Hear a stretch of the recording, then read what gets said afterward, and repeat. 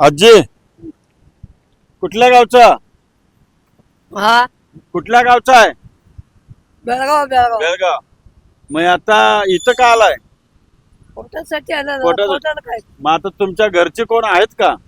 आहे की एक पोरगे आहे कुठं आहे? शेरबाला मग ती काय संभळत नाही का तुम्हाला? नाही दादा हे एवढं घाण पाणी का प्यायला लागलाय? काय करायचं दादा हे घाण पाणी आहे, हे टाकून द्या पाणी. नाही दादा मी तुम्हाला नवीन पाणी देतो, टाकून द्या ते. चाळीस बनून आणणार नाही नाही, चांगलं पाणी देतो तुम्हाला. हे एकदम घाण पाणी आहे. नाही दादा चाळीस तुम्ही असं हे करू नका. घाण पाणी प्यायचं नाही. पण नाही दादा स्टेशन मध्ये बनून आणलं हा बर. तुम्ही आता झोपता कुठे?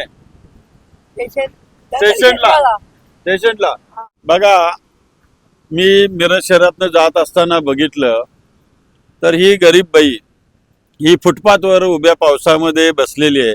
एवढं अस्वच्छ पाणी प्यायला लागलेली आहे. आपण जनता आपण अशी वेड्यासारखी राहतो.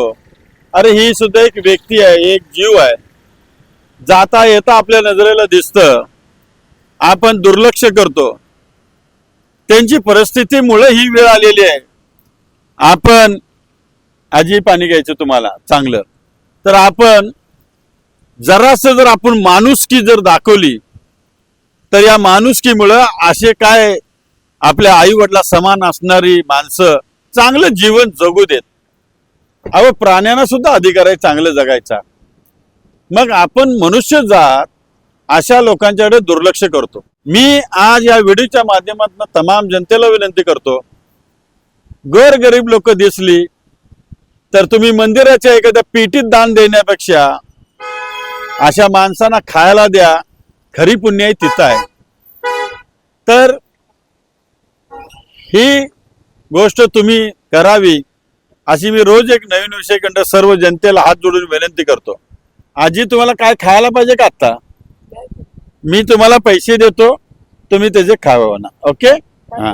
आणि देव कृपेने तुमच्या आशीर्वादांना आम्हाला मिळत राहील, काय आम्हाला अडचण नाही निश्चितपणे.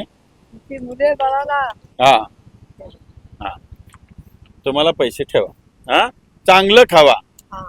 हा, खुश आहे? खुश खुश आहे. आशीर्वाद आहे तुमचा आम्हाला. आशीर्वाद आहे धन्यवाद. तुझे मुले बाळाला आशीर्वाद हा, सगळं आहे तुमच्या कृपेने चांगलं. माझा 2 पोरं गेले दादा असू दे, तुमच्या नशिबाचा खेळ आहे. असो असो. धन्यवाद. येऊ. आणि चांगलं पाणी प्यायचं, ते बाटली टाकून द्या. हा, चला, ठीक आहे.